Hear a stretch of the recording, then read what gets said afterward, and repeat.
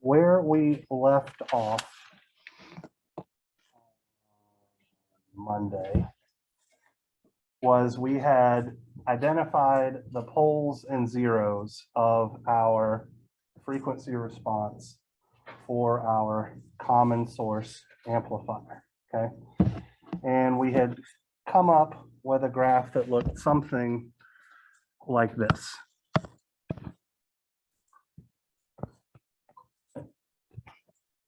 So this was our magnitude of our voltage gain measured in decibels.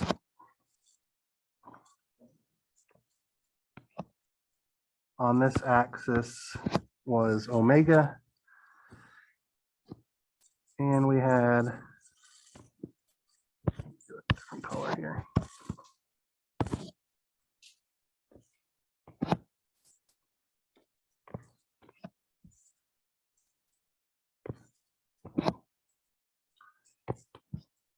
Something like this, where this was GMRD. This height was GMRD over 1 plus GMRS. This transition point was omega P1. Here we had omega Z2. And then here we had omega P2. And the location of these poles is based on the assumptions that our input capacitance Cn was much greater than Cs, and our quantity R sig in series with R1 in parallel with R2 was much greater than RS. So we could effectively swap the location of pole 1 and pole 2 if these constraints were in the opposite direction. All right. So what we're going to start off today with is a method by which to approximate where our midband starts, okay? So in essence, this Bode plot is a very good representation of what the frequency response of our circuit actually looks like. But there are going to be instances where we actually don't care about what's happening down here, right? So what I mean by that specifically is we're designing a common source amplifier, and we are including a bypass capacitor in parallel with our resistor RS. We're doing that for the very specific reason of not degenerating and lowering our gain in the midband. So do we actually care about this portion of the graph here at all? Are we intending to operate it in this region where we have degeneration, or is our goal to operate it fully in the midband where we have a flat gain of absolute value of negative GMRD? Okay. So what I'm going to introduce today is the method of short circuit time constants, which will give us an approximation of where our midband begins. So effectively, it's going to give us an estimate as to the location of this higher frequency pole. And we're going to treat it as if once we have that higher frequency pole, everything that happens at lower frequencies than that just looks like a first order circuit. So we're going to see effectively a negative 20 dB per decade roll off because we don't really care what's going on in the low frequency. We just want to know where the midband starts loading. Where do our different bands fit between these omegas? So like you have midband and then like high frequency band. So everything less than omega P2 is the low frequency band right here. Okay. Everything beyond omega P2 is midband. Gotcha. And we're not hitting high frequency until we're at a frequency at which our internal capacitances are causing our gain to decrease. So everything to the left of omega P2 right here would be constituted as a low frequency response. So omega P2, like on our Bode plot, we're limited by effectively the resolution that we're getting because we're drawing everything as a straight line, right? Yes.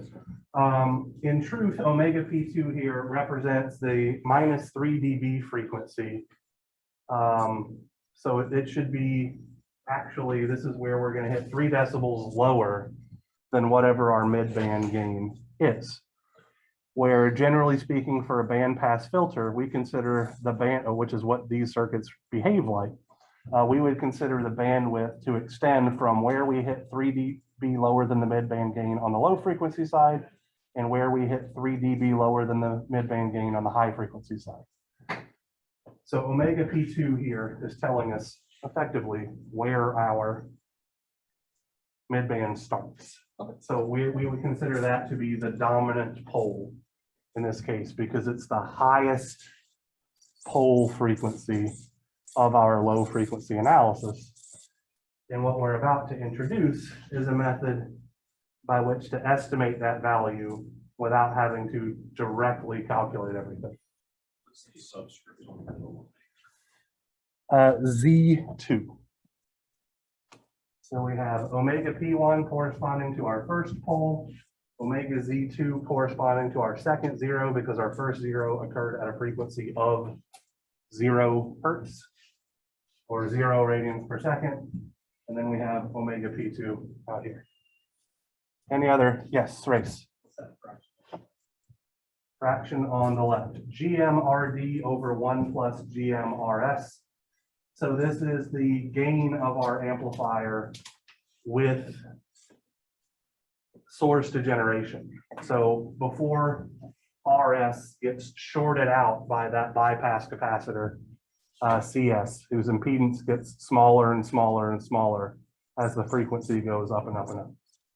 That's only for our high frequency MOSFET model, right? We haven't even introduced the high frequency MOSFET model at all yet. So we were using our low frequency MOSFET model. So we had an open circuit between the gate and the source terminals, no capacitor between the gate and the drain and all that kind of stuff. We were only analyzing the response due to the coupling capacitors that we put in. We choose those values to AC couple our input signal to our amplifier. So we're only dealing with the capacitors we have a choice over their size with to this point. We have not yet gotten to the high frequency response, which will happen just ballpark way over here, right? So we're going to have a certain bandwidth of where the mid-band gain is effectively a constant value. And then once we hit the other side of that is when we're dealing with high frequency response. So this is still within the realm of low frequency. So below when our coupling capacitors start behaving like short circuits. Any other questions, comments, or clarifications needed about where exactly we're operating? Okay. So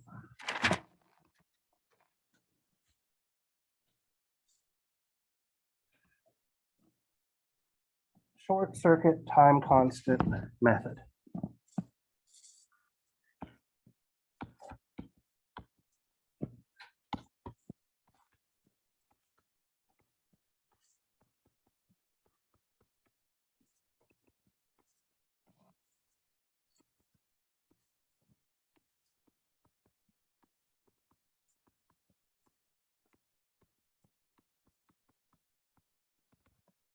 Again, this is nothing more than a way to estimate where the midband begins. All right, so to employ this method, what we're going to do is we're going to zero our input signal and determine the resistance seen by each of our capacitors. So effectively, we are going to associate a pole with each of our capacitors, which is exactly what we observed in our more rigorous analysis. And then we're going to determine the time constant of each of those poles. So that means we're just going to see what equivalent resistance that particular capacitor sees while shorting out every other capacitor, which is why it's called a short circuit time constant method.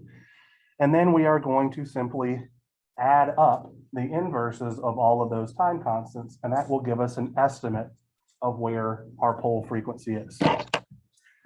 So we're going to say that omega low, which is the cutoff frequency on the low frequency side of our band pass filter, is the sum from I is equal to 1 to n of 1 over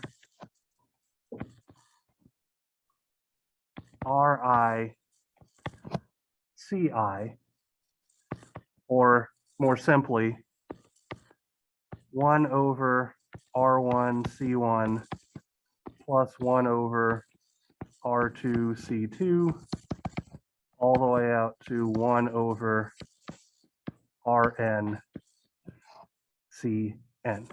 Okay, so for every capacitor, we are going to look in through that capacitor's terminal with every other capacitor shorted and see what resistance we have. Okay. So for our common source amplifier, let's actually redraw that real quick so we're all talking about the same thing here.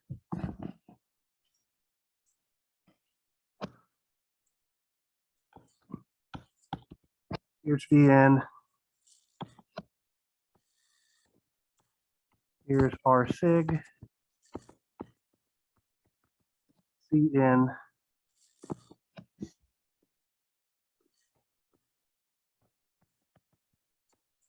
R1. Excuse me, this one up here is R1, the bottom one is R2. My apologies.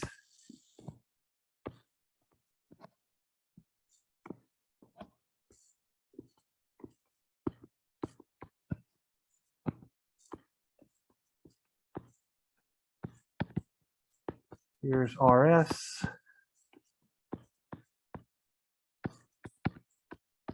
Here's CS.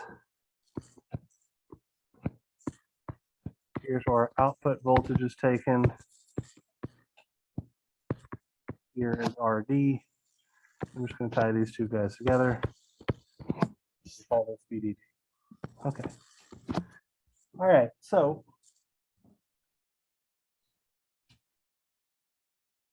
if we zero out our input signal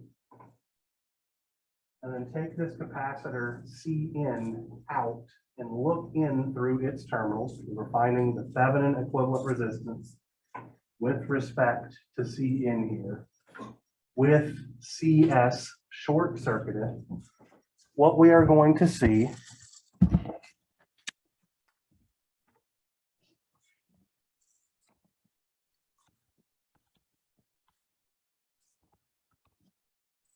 is this guy.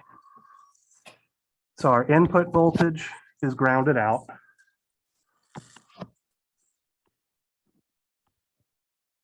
Here's R sig. Here's Cn. I'm going to pull this guy out and we're going to look in through its terminals in just a moment, but I want to make it very clear what we're doing.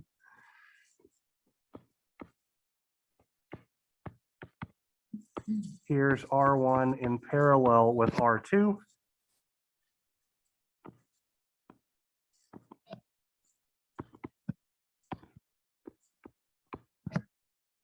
VGS. Our source terminal is going to look like it's directly connected to ground because capacitor CS is short circuited.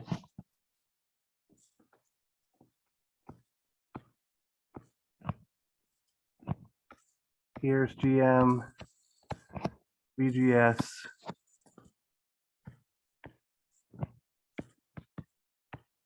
Here's RD, like so. All right, so let's start with a couple of things here before we even take our input capacitor out and look in through its open circuited terminals. Everything over here to the right isn't connected, so it doesn't contribute to the resistance seen by that capacitor Cn. Can we concur with that? So everything over here to the right doesn't affect anything. So if we take our capacitor out, I'm going to just erase this guy and put a set of terminals.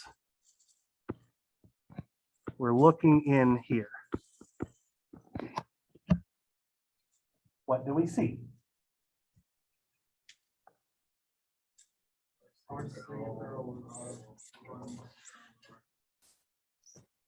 Say it again. I disagree. Okay. Jordan's correct. So why that is, this is ground and this is ground, right? So these two nodes are actually tied together like this. So between node A and B here, we see R sig in series with a parallel combination of R1 and R2.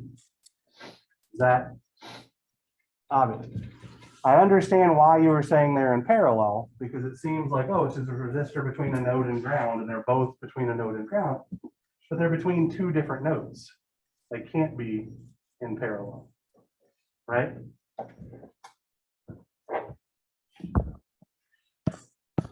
So from this, our equivalent resistance is R sig in series with R1 in parallel with R2. And so our time constant tau n is literally just Cn times R sig plus R1 in parallel with R2.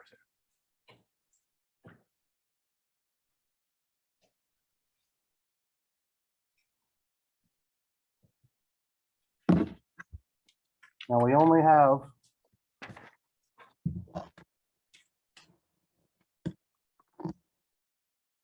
one other capacitor here, right? So what we're going to do now is we're going to short out Cn and look in through the terminals of CS. Andrew. What's that word on the label after R sig. Oh, C's. C, S-E-E-S. As in what that capacitor sees is this equivalent resistance. Like sees the death. No way. No, not like sees the day. Like looks at using optical nerves, sees. No. I'm Oh, just gonna oh my goodness. All right. So CS sees this guy. So VN is still going to be grounded. Here is R sig. Cn is shorted out.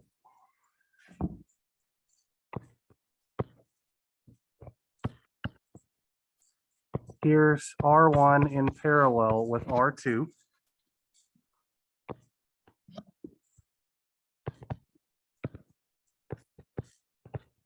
Here's VGS, our source terminal.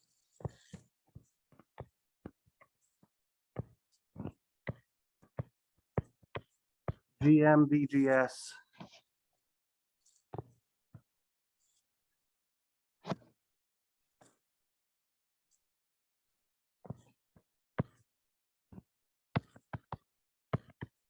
RD. And then over here, I'm going to draw my capacitor CS. And over here, I'm going to draw my resistor RS. So this is what CS sees with our input voltage shorted out and our capacitance CN shorted out. Okay. All right, so we can pretty easily observe that everything to the left over here, R sig in parallel with R1 in parallel with R2, doesn't contribute anything.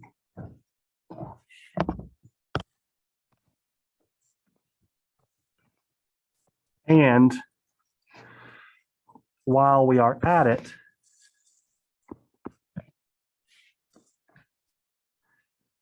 this looks like our voltage VGS, and another way to put it, no,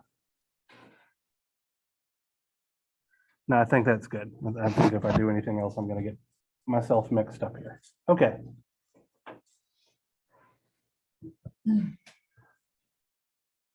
So now what we're going to do is we're going to open circuit that capacitor CS and try to find the equivalent resistance.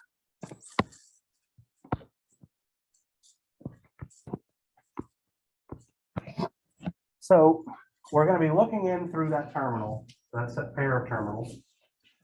But we definitely have a dependent source in the mix.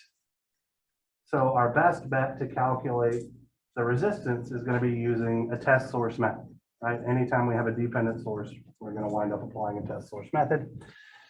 So I'm going to call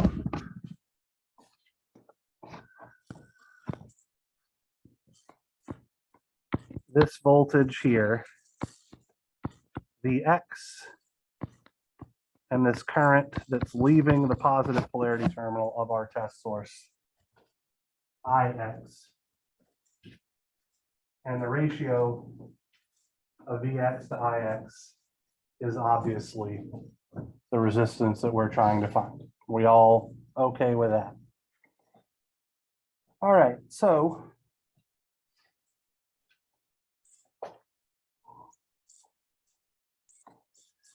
if we apply Kirchhoff's current law at this node, we have a current of Ix flowing in. We have a current of GM VGS flowing in. And we have a current of Vx over Rs flowing out. Are we okay with that representation? Anything seems wild or crazy? Great. So what's the relationship between Vx and VGS? Equal and opposite. Okay, so we're going to replace VGS with negative Vx, and I'm just going to move that over here to the right hand side so that we have Ix is equal to Vx over Rs plus Vx times GM. And I'm going to factor out Vx, leaving me with 1 over Rs plus Vm,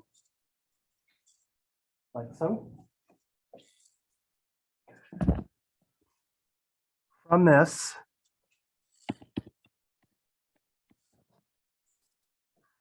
the equivalent resistance we see, Req, which is Vx over Ix, is 1 over Rs plus GM to the -1 power, which is the same as Rs in parallel with 1 over GM.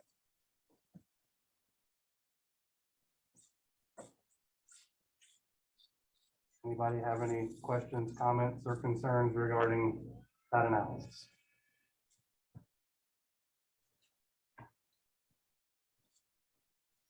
So just to be clear here, I have the reciprocal of the sum of conductances, which is the same as the reciprocal of the sum of the reciprocals of resistance, which is exactly what happens when I combine resistors together in parallel. So I'm treating these as just two resistances in parallel. Our time constant, tau s, is then simply CS multiplied by RS in parallel with 1 over GM. And from here, our approximation for where our midband starts, omega low,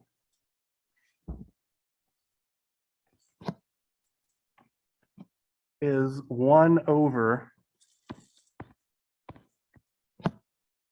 CN times R sig in series with R1 in parallel with R2 plus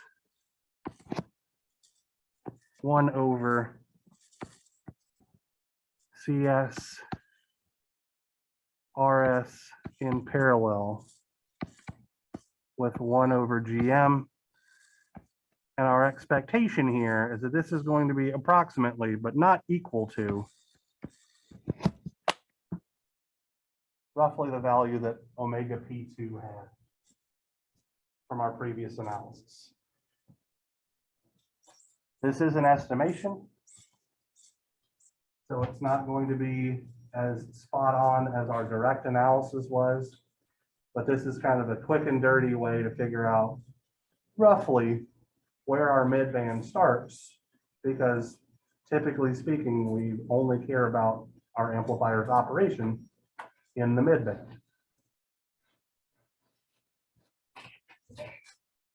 How did this feel?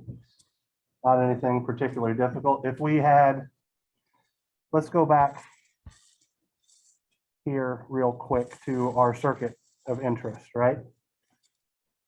So this circuit is similar, but subtly different than the one that I had you guys work for design problem 1, right?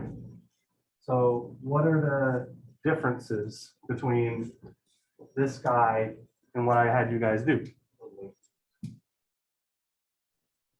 So there isn't a load resistor, but there is something very important that was connected to the load resistor that you're forgetting about. There was another capacitor here at this output node, which would in turn influence the behavior of our transfer function of our amplifier.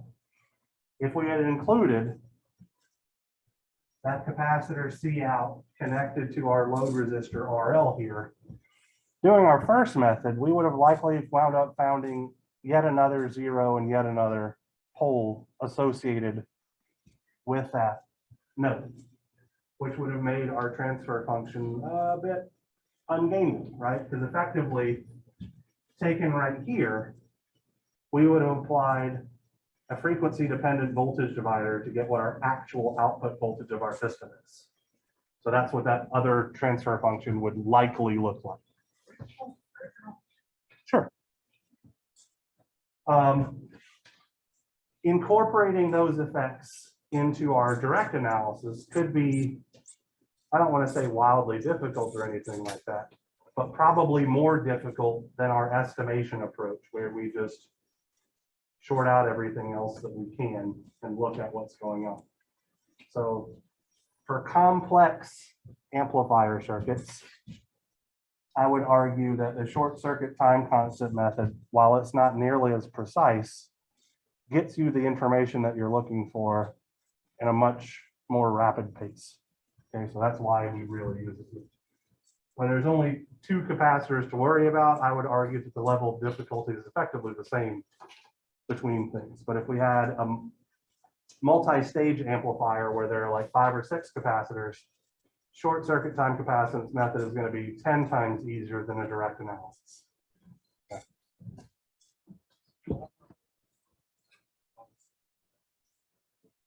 So it depends. That's a very good question. And it depends on how close in value these two things are, right? So if one of these denominators is significantly larger than the other one, it doesn't actually contribute much to where our estimation of the midband starts is, right? Because the larger this is, the smaller this quantity is. If these two things are pretty close to each other, then it starts messing things up. And the reason for that is because this is a dominant pole approximation. So we're saying effectively, you guys care if I scribble on this graph a little bit here? Okay. So what we're saying is instead of having this behavior, we approximately have, this line isn't straight enough.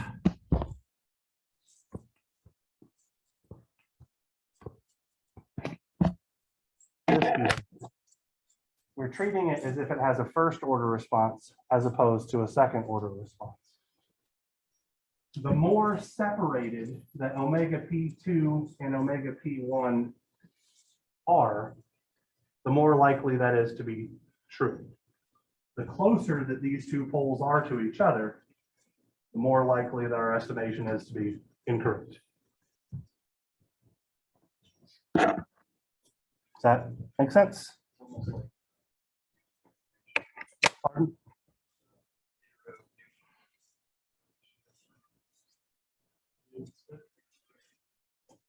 I honestly have no idea. It's been too long. Don't know.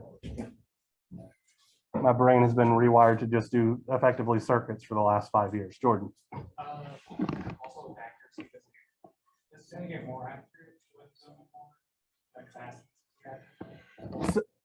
So again, it depends on how close those poles are. So it depends on whether a dominant pole exists with regards to its accuracy. So typically speaking, we would consider a dominant pole to be where, let's say that this guy occurred at 1 gigahertz, okay, which is actually a probably high estimation, but anyway. If this guy occurred at 1 gigahertz, we would consider this dominant if omega P1 occurred at 0.1 gigahertz or lower. But if it occurred between the range of 0.1 gigahertz and 1 gigahertz, we couldn't actually consider a dominant pole estimation because we don't have a dominant pole. They're too close together. So they kind of couple with each other to some extent, instead of one being at a much higher frequency than the other. So we need the location of the poles to be off by a factor of 10 to really have a good estimation of whether this approximation is valid. But it's kind of impossible for us to know without doing the other thing. So this is just a starting point, best guesstimate of this is how I think it's going to behave. And then you would probably simulate it and be like, oh yeah, it didn't, or it did. If that makes sense. So with regards to knowing, I guess, which one to use on a homework problem or an exam, I'll literally tell you which one I want. Because there isn't a good solid answer without knowing the behavior, the frequency response behavior as a whole, to know whether it's actually a good estimation.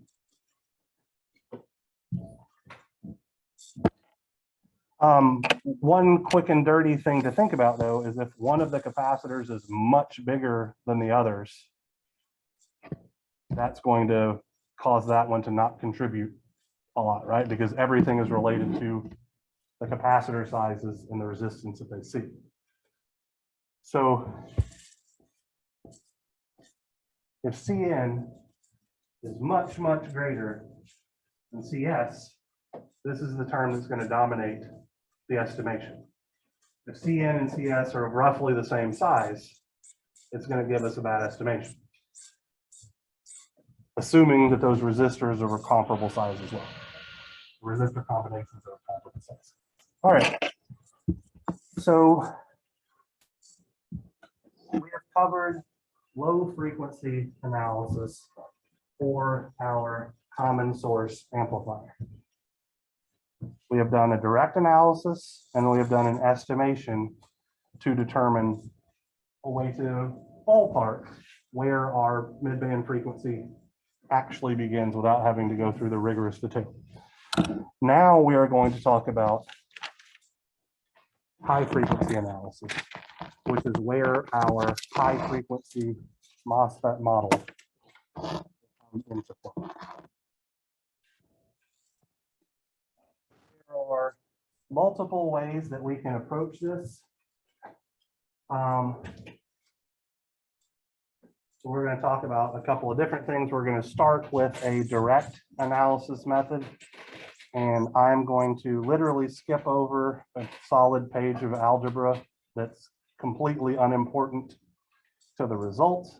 If you want to see it, I'll throw it on Moodle. It's just ugly, ugly math. So, all right, so high frequency analysis.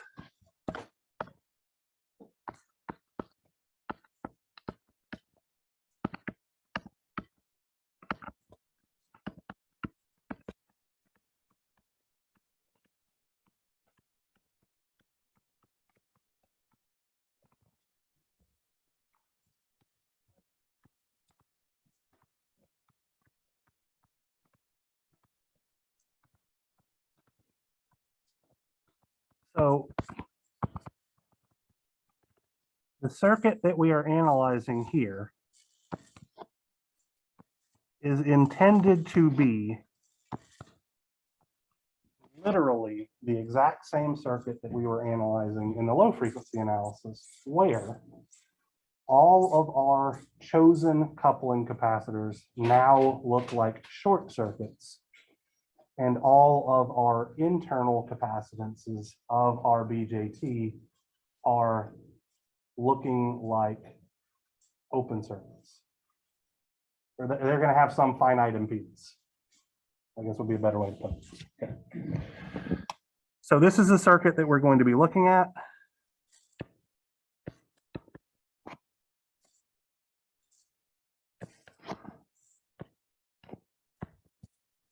Here is our SIG.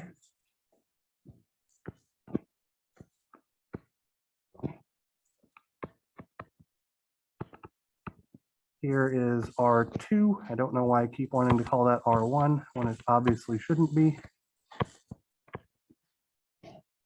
There's R1. I'm going to make sure I give myself plenty of room here.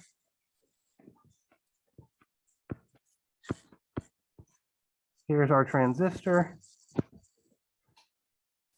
So our capacitor CS from our previous example is a short circuit, and so our source terminal should look like it's tied directly to ground because we're at a frequency sufficient such that the impedance of CS is very, very small, or approximately a short circuit.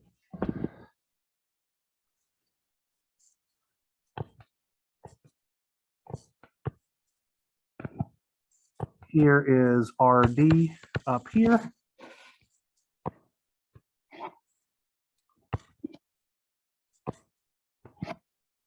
Here's VDD. And I'm going to give myself some space here. Here's where our output voltage is taken. So effectively, this is what it looks like before we include our internal capacitance, which is just a 4 resistor bias network, or I guess in this case, a 3 resistor bias network, because this guy is shorted out for our DC. Now we're going to add our internal transistor capacitances. So we have a gate drain capacitance, so that's going to be coupled between literally the gate terminal and the drain terminal. So here we have CGD. We have a gate source capacitance between the gate and the source, so that's CGS. We have a source bulk or source body capacitance, so that's going to be this guy down here. CSB. And then we have a drain body capacitance.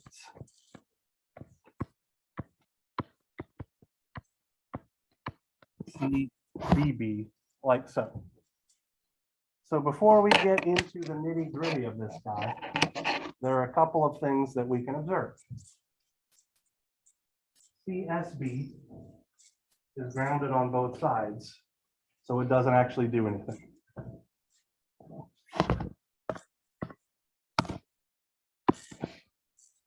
For this particular amplifier configuration, right?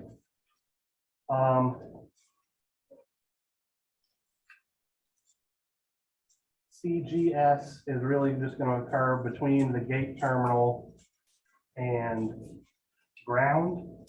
So it's going to appear like it's in parallel with R1 and R2. We're going to draw a simplification to this in just a moment.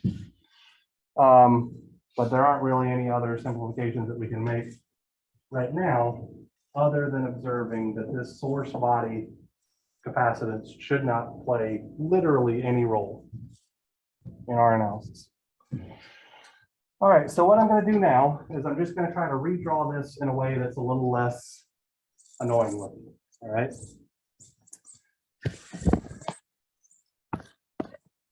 So I'm going to take my input signal, which is here. Here's VN. Here's R sig.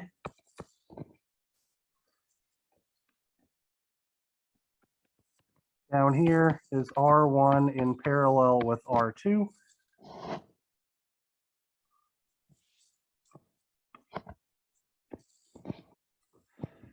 This is going to be my gate node. So between my gate and ground, I should have CGS.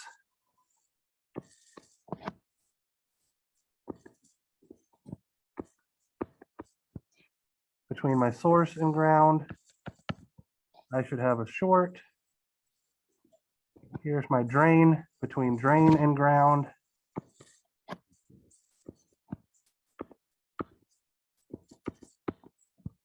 I have CGD.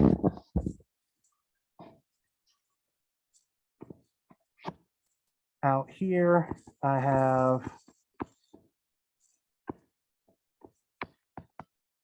RD in parallel with CDB. And here is my output terminal. So let's start by verifying, is this down here on the bottom the same as this up here at the top? Anything seems suspicious?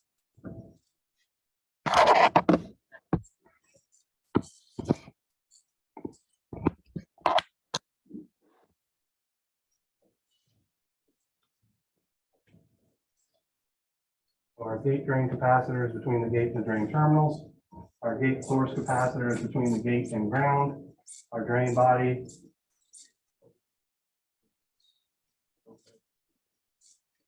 So RD is between the drain and AC ground, which is VDD. So that's why I have it between the drain terminal and ground. Does that make sense? So it's between that terminal and ground for the exact same reason that R1 is between the gate and ground.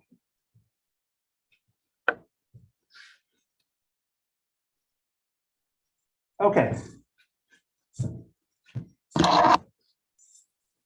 For a extraordinarily mild simplification here, but it is still useful.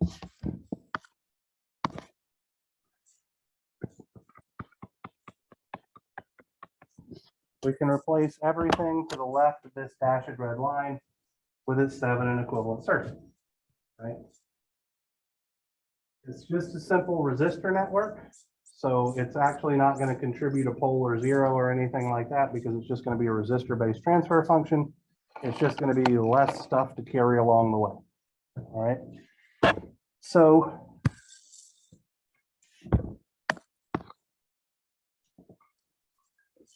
this is going to look like Vn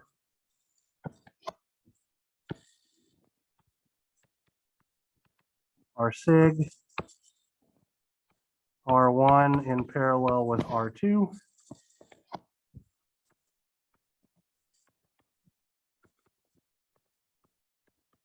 And here's our Thevenin voltage. This is a simple voltage divider circuit. So V Thevenin is going to be Vn times R1 in parallel with R2 over R SIG in series with R1 in parallel with R2. Are we all okay with that? All right.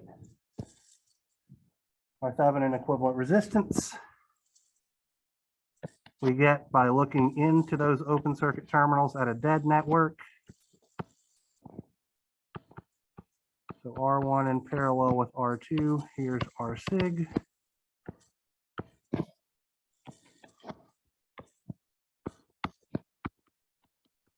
R Thevenin is obviously just R1 in parallel with R2 in parallel with R SIG.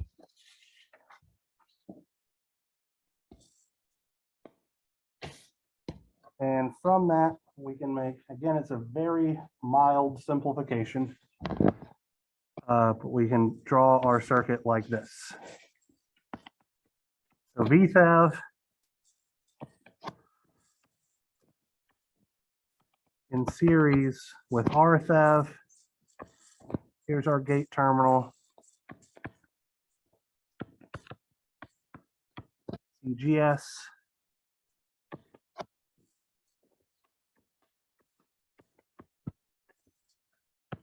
Here's our source. Here's our capacitor, CGD.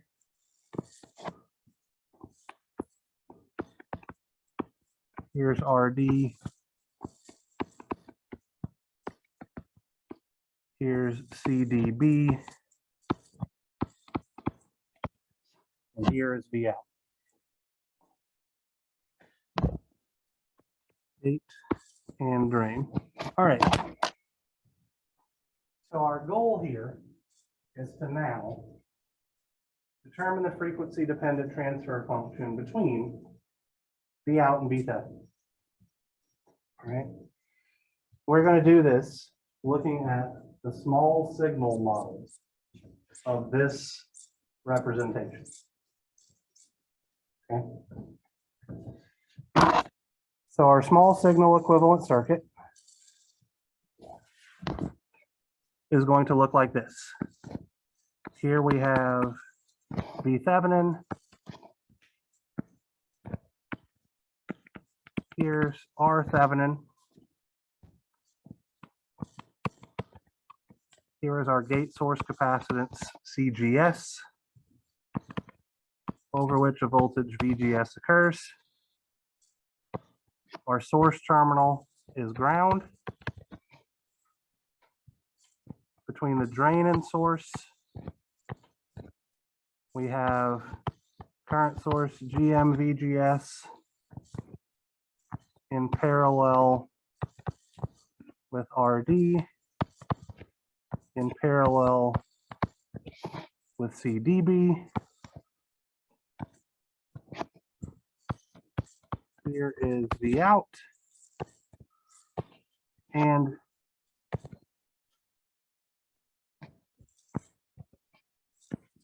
if it were just this, it would be fairly trivial.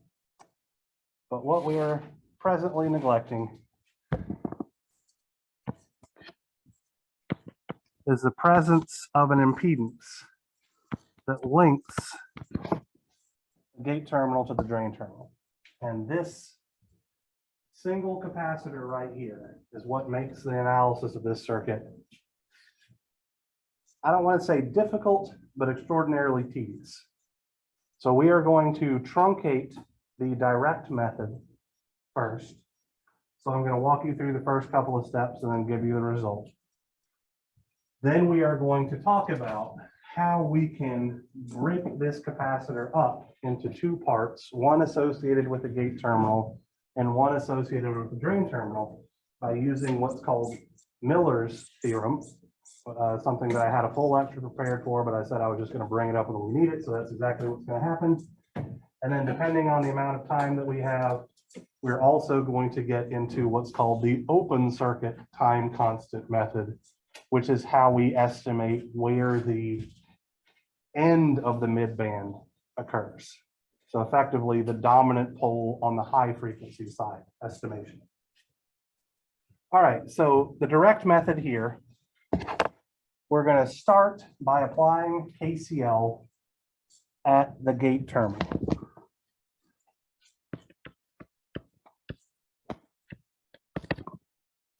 So KCL at node G is going to give us VG minus VThev over RThev plus S CGS VGS, where VGS is literally the exact same thing as the voltage at node G. So I'm just going to call that VG.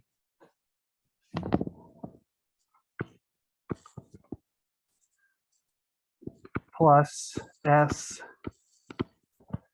CGD VG minus VD is equal to 0.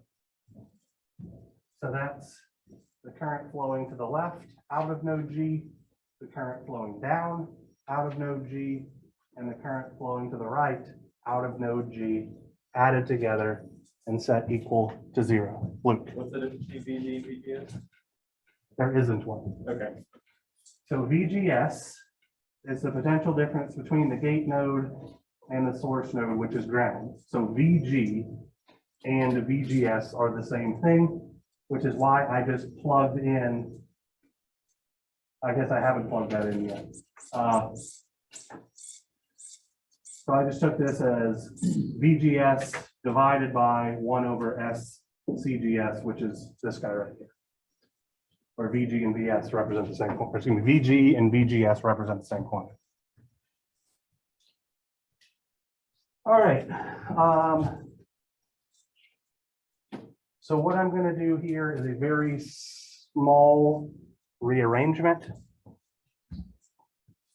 of things.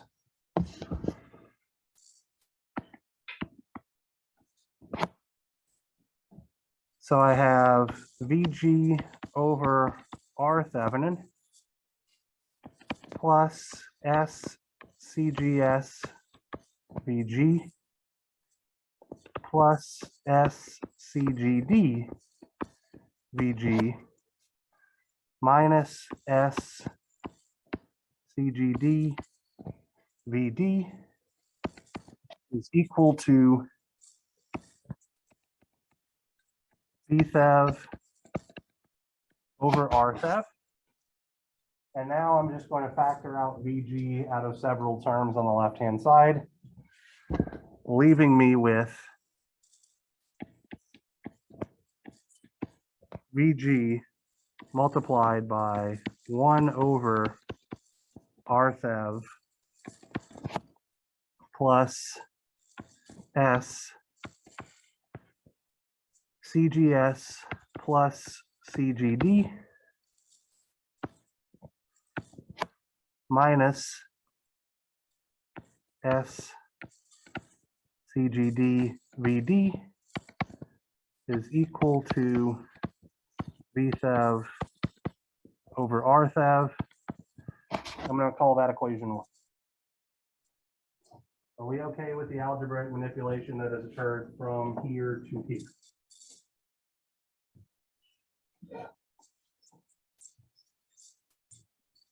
All right. Now we are going to apply KCL at our drain node, and we're going to use VD as this nodal voltage, but I just want to be clear that it is also V out. I'm using VD because it's going to be smaller, which is going to be important. So applying KCL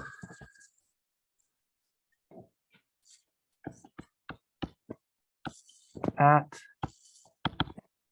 our drain node, we're going to have S CGD times VD minus VG plus GMVG plus VD over RD plus SCDB times VD is equal to 0.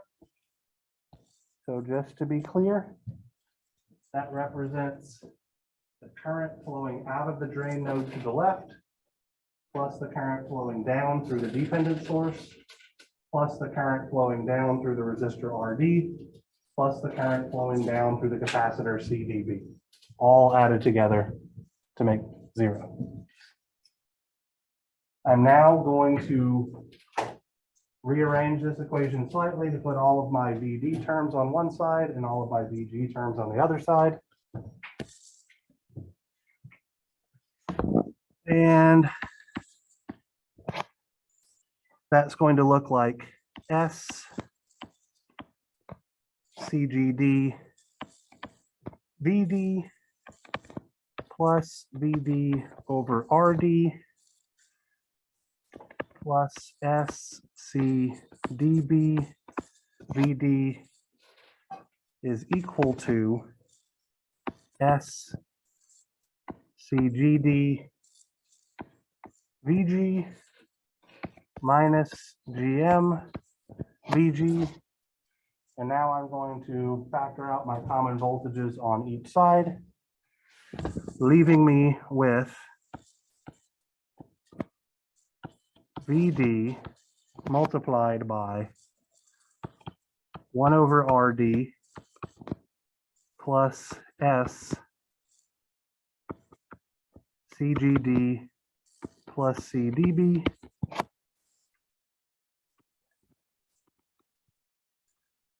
is equal to VG times negative GM plus S CGD. And finally,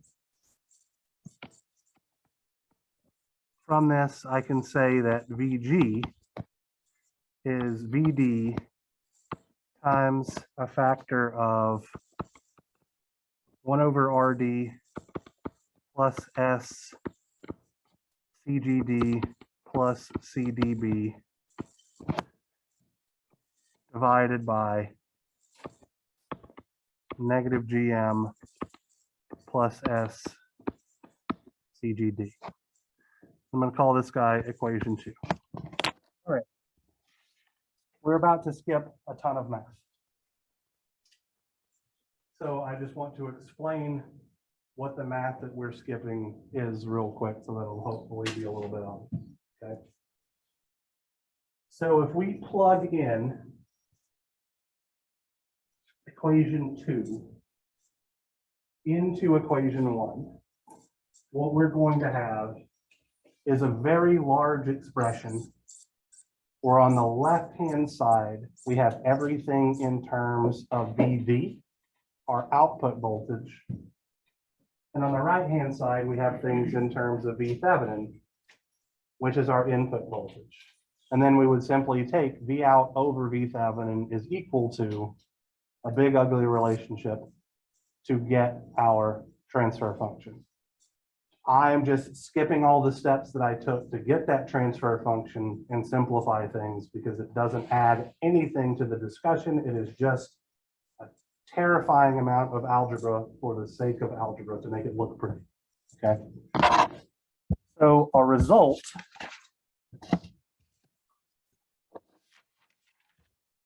comes out to be, so this is several steps of algebra later, V out over V Thevenin will be equal to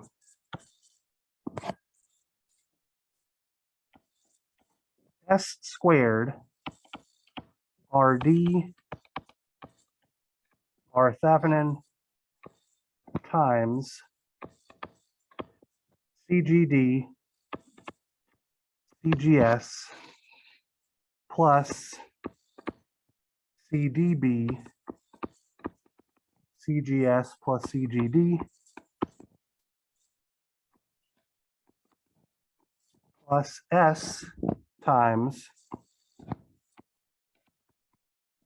R Thevenin times CGS plus CGD times 1 plus GMRD plus RD times CGD plus CDB plus 1. So that's our denominator. I'm telling you, the algebra that went into this is ludicrous, which is why I didn't want to inflict it upon you.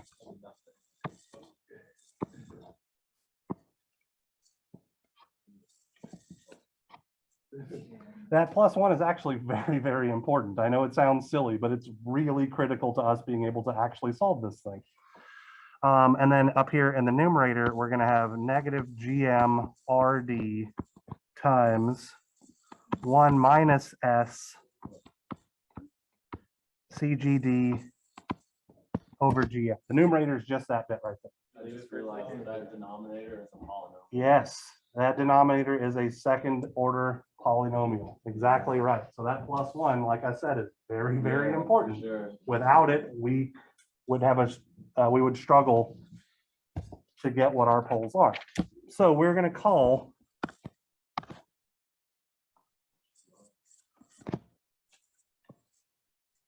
this thing right here A,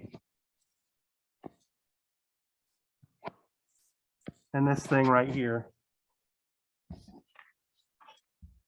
B. Okay. Where, so we have V out over V Thev. Our transfer function from here, H of S, which is V Thev over Vn multiplied by V out over V Thev, is going to be negative GM RD, our midband gain, times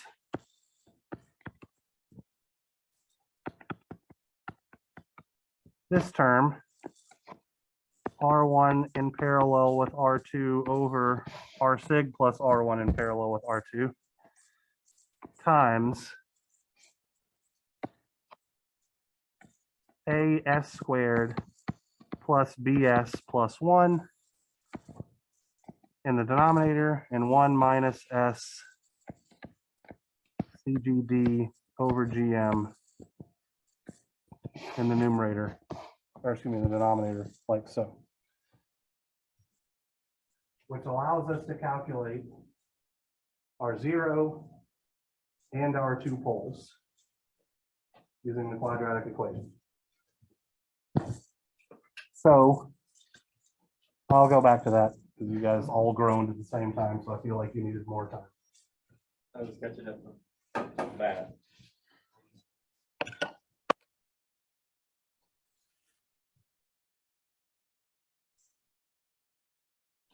I'll post the notes.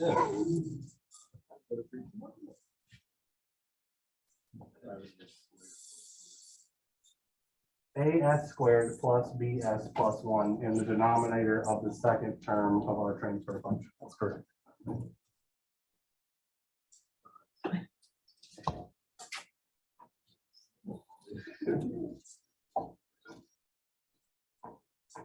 Am I good to go and finish things? Okay.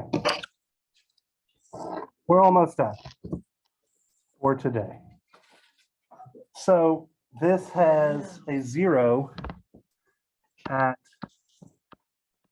omega z is equal to GM over CGD, and it has poles at omega P1 is equal to the absolute value of negative B plus or minus the square root of B squared minus 4A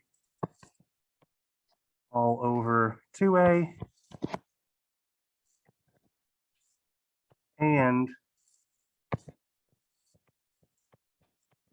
omega P2 is equal to negative B minus the square root of B squared minus 4A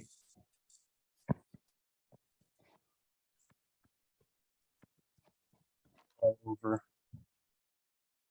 2A. Now, there actually is an approximation that we could make here, where if there's a dominant pole, that we could say that omega P1 is just 1 over B and omega P2 is B over A. But that doesn't make any sense to me to do if we already have to know what B and A are. We should just get the exact values, because why wouldn't we? Julia. That's correct. Sorry, thank you. That absolutely should just be a plus sign. Thank you so much for pointing that out, Julia.